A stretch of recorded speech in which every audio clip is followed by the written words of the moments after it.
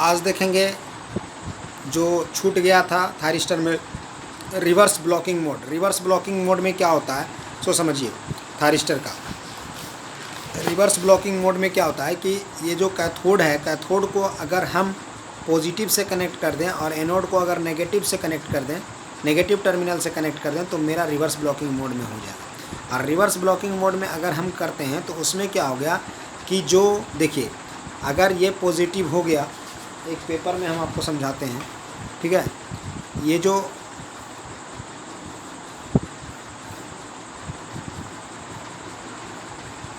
ये PN ये ठीक है, ये मेरा गेट है, गेट, ये मेरा क्या है एनोड है, ये मेरा क्या है कैथोड है। अगर यहाँ पर हम लोग नेगेटिव से कनेक्ट कर दिए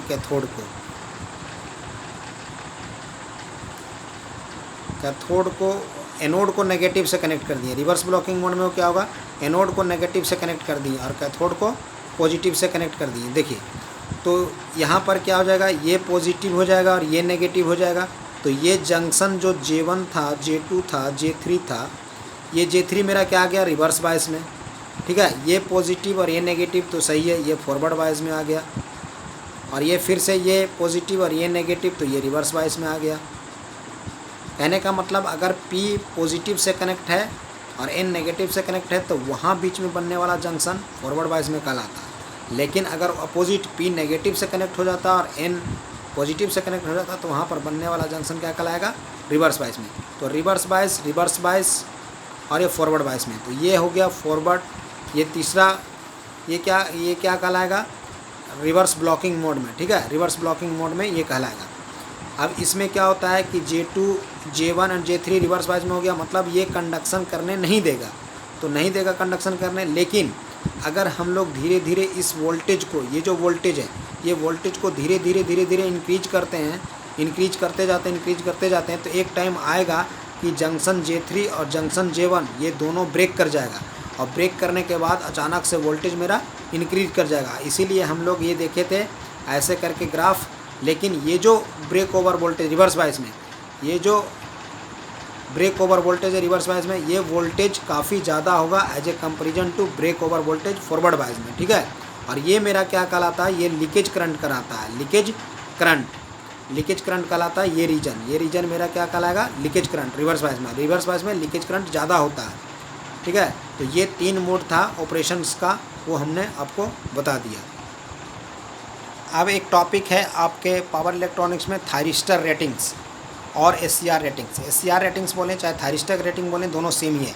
अब रेटिंग्स क्यों ज़रूरी है, रेटिंग्स बहुत ज़रूरी है हम लोगों के लिए, क्योंकि विदाउट रेटिंग्स के हम बता ही नहीं पा सकते हैं कि इस मतलब कोई भी इक्विपमेंट कितना वोल्टेज सस्टेन कर सकता है, कितना पावर कैपेबिलिटी है उसका सस्टेन करने का, या कितना करंट कैपेबिलिटी है उसको सस्टेन करने का, वो कैसे हम समझते हैं, उसके रेटिंग से।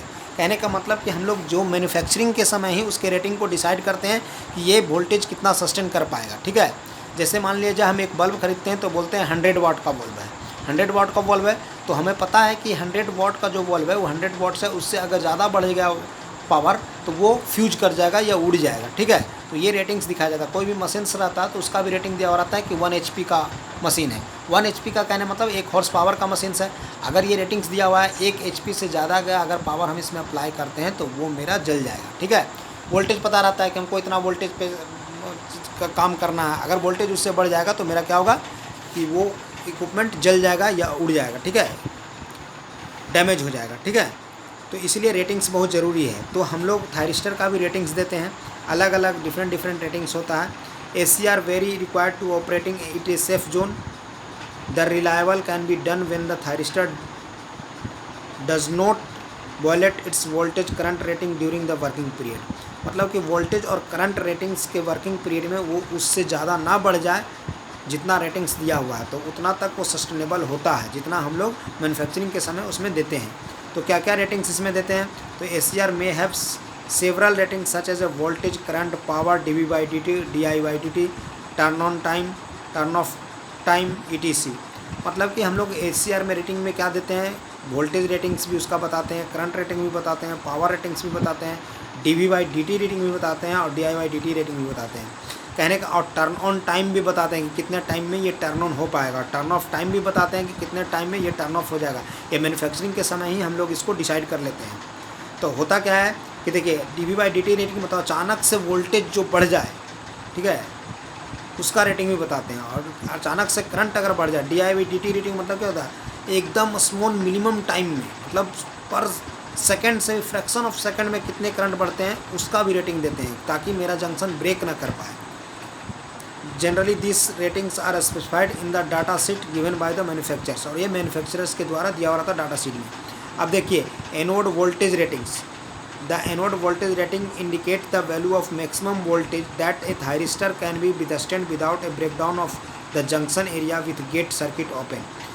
एनोड वोल्टेज रेटिंग्स में क्या है कि ये बताता है ब्रेकडाउन वोल्टेज की कितना सस्टेन कर सकता है, विथस्टैंड वोल्टेज कितना सस्टेन कर सकता है, विदाउट गेट पल्स दिए हुए जो जंक्शन है वो कितना वोल्टेज सस्टेन कर पाता है, वो बताता है एनोड वोल्टेज रेटिंग। ठीक है, कि गेट पल्स बिना दिए हुए जो जंक्शन है, ठीक है, वो कितना वोल्टेज सस्टेन कर पाएगा, वो रेटिंग बताता है एनोड वोल्टेज रेटिंग। अब देखिए एक वोल्टेज आता है इसमें, एनोड वोल्टेज रेटिंग में देखिए डिफरेंट टाइप से आता है। VDWM मतलब peak working forward blocking voltage, ठीक है, peak working forward blocking voltage मतलब फॉरवर्ड ब्लॉकिंग में जब काम करते रहता है तो उस समय का जो वोल्टेज डिसाइड होता है कि कितना वोल्टेज पे वो ब्रेक डाउन करेगा, उस वोल्टेज को कहते हैं peak working forward blocking voltage. तो ये रेटिंग्स के समय डिसाइड रहता है। It is specify the maximum forward blocking voltage that a thyristor can B sustain during its working के समय में वो उसको सस्टेन कर सकता है। अब VRWM मतलब रिवर्स में पीक वर्किंग रिवर्स वोल्टेज, कि ये रिवर्स वोल्टेज में कितना वोल्टेज ये सस्टेन कर पाएगा वो बताता है।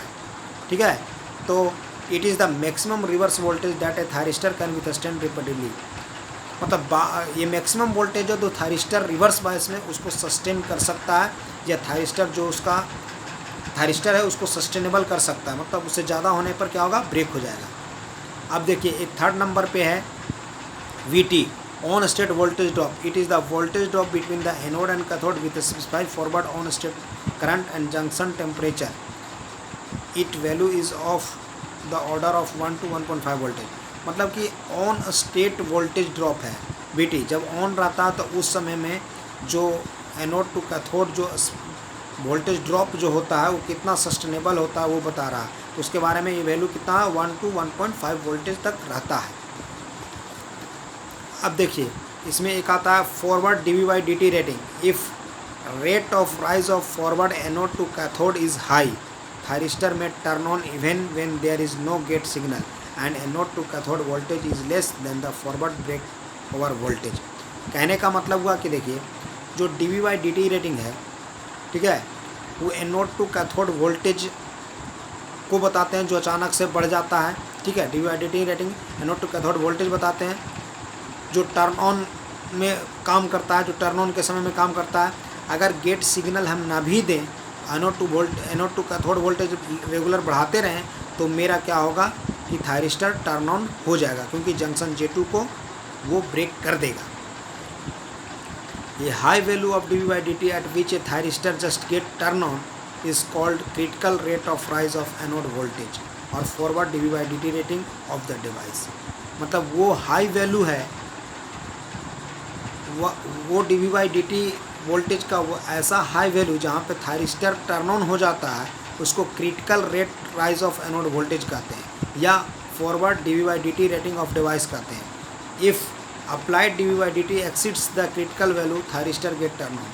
मतलब कि हम लोग जो रेटिंग देते हैं तो एक बताते हैं कि dV/dt जो है, dV/dt रेटिंग जो है वो एक वोल्टेज तक सस्टेनेबल है, लेकिन अगर उस वोल्टेज को बोलते हैं क्रिटिकल वैल्यू, और उस क्रिटिकल वैल्यू से अगर dV/dt रेटिंग बढ़ जाएगा तो मेरा थायरिस्टर टर्न ऑन हो जाएगा। For apply dV/dt lower than the forward dV/dt rating, thyristor remains forward blocking mode. लेकिन अगर जो हम लोग रेटिंग दिए हैं dV/dt रेटिंग थायरिस्टर के लिए जो मैन्युफैक्चरिंग के समय जो बनाए हैं, अगर उससे कम अप्लाई करते हैं dV/dt लोअर रहता है, तो मेरा थायरिस्टर फॉरवर्ड ब्लॉकिंग मोड में रहेगा, फॉरवर्ड कंडक्शन मोड में नहीं आएगा। The forward dV/dt ratings depends on the junction temperature. और ये जो forward D Y D T rating जो डिपेंड करता है वो किस पे डिपेंड करता है, जंक्शन के टेम्परेचर पे, क्योंकि अगर जंक्शन का टेम्परेचर ज़्यादा होगा तो D Y D T rating कम में ही वो कंडक्शन कर देगा। Junction temperature higher then the junction temperature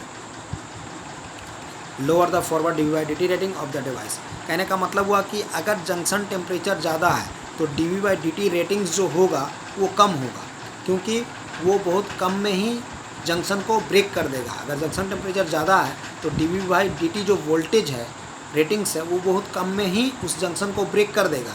इसीलिए जंक्शन टेम्परेचर ज़्यादा होगा तो D V by D T rating कम होगा, अगर जंक्शन टेम्परेचर कम होगा तो D V by D T rating ज़्यादा होगा। ठीक है, तो इसको आपके नोट्स मिल जाएगा, आप इसको अच्छे से पढ़िएगा, समझ में आ जाएगा। Okay, thank you.